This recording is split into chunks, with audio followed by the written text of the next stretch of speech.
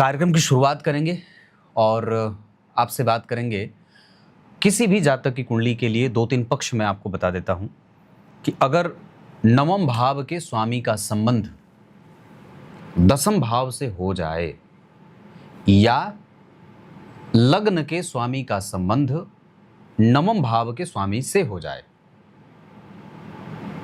या फिर नवम भाव के अधिपति लग्नेश को देखते हों या फिर लग्न के अधिपति पर और नवम भाव के स्वामी पर गुरु की दृष्टि हो।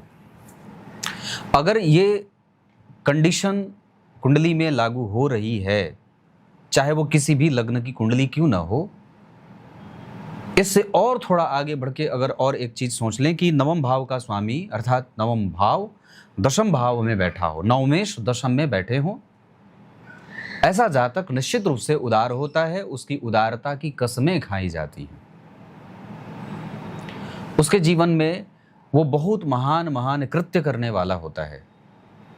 उसके इतिहास लिखे जाते हैं। और तो और ऐसे लोगों के ऊपर कभी भी कोई कठोरता से उसके सामने कोई पेश नहीं आता है। सभी उसके सामने नतमस्तक हो जाते हैं। अगर एक बड़ी गहरी बात है कि अगर आपके नवम भाव के स्वामी लग्न में बैठ गए और गुरु से दृष्ट हो गए तो समझ लीजिए कि आपके सामने कोई कितना ही दुर्दांत दैत्य क्यों ना आ जाए, खराब से खराब आदमी क्यों ना आ जाए, फिर भी वो आपकी अच्छाई से प्रभावित हुए बिना नहीं रह सकता। आपके बारे में कोई प्रत्यक्षतया कोई शत्रुता आपसे रहेगी ही नहीं। पीठ पीछे भले वो बुराई करता रहे, वो तो जैसे सामान्य बात होती है, लेकिन पीठ पीछे बुराई में भी वो लोग आपके प्रति सम्मान और श्रद्धा का भाव निश्चित रूप से रख लेते हैं।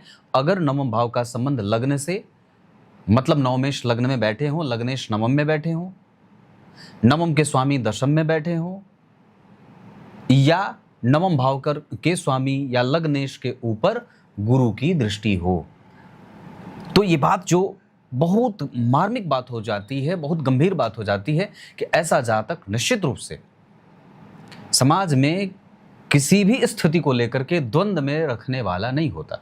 उसका चरित्र बल, उसका ज्ञान, उसकी धार्मिकता, उसकी उत्कृष्टता बहुत ऊंचे लेवल पर स्थापित होती है।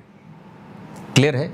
अब जैसे यही कुंडली देख लीजिए तो गुरु की दृष्टि भाग्य भाव पे है। ठीक है, गुरु की दृष्टि भाग्य भाव पे है और भाग्य भाव के स्वामी के साथ गुरु बैठे हैं। है ना ये बात अच्छी वाली? उसके बाद क्या कहा कि लग्न के अधिपति जन्म कुंडली में छठे में बैठे हैं तो संघर्ष है जरूर, पर सूर्य के साथ बैठे हैं तो साहस भी तो आ गया, पराक्रम भी तो आ गया, धीरता भी तो आ गई। और गंभीर होना, पराक्रमी होना भी लक्ष्मीवान ही होता है। आपके पास लक्ष्मी होने का अर्थ ये नहीं कि आपके पास खूब धन है। अगर आप मेहनती हैं तो भी आपके पास वो लक्ष्मी का एक स्वरूप है। अगर आप मेहनती नहीं होंगे तो आप निश्चित रूप से धनवान नहीं बन सकते। एक वक्त पे आने के बाद आपका वो धन नष्ट हो जाता है। तो मैं आप लोगों को एक बड़ी गहरी बात बताता हूं कि जिस व्यक्ति को आपने मेहनत करते देखा है वो निश्चित रूप से एक न एक दिन धनवान होगा। और दूसरा, वो पराक्रम जो वो कर रहा है वो भी उसकी एक लक्ष्मी ही है ना? ये स्वरूप है उनका। 8 प्रकार की लक्ष्मी में पराक्रम की देवी होती हैं जो व्यक्ति को पराक्रमी बनाती हैं। ये बात है। तो ये जो सिद्धांत हो गया जो मैंने अभी बताया, अगर आपकी कुंडली में भी लागू होता है तो निस्संदेह आपकी कुंडली बहुत उत्तम पक्ष का निर्धारण करने वाली बन जाती है।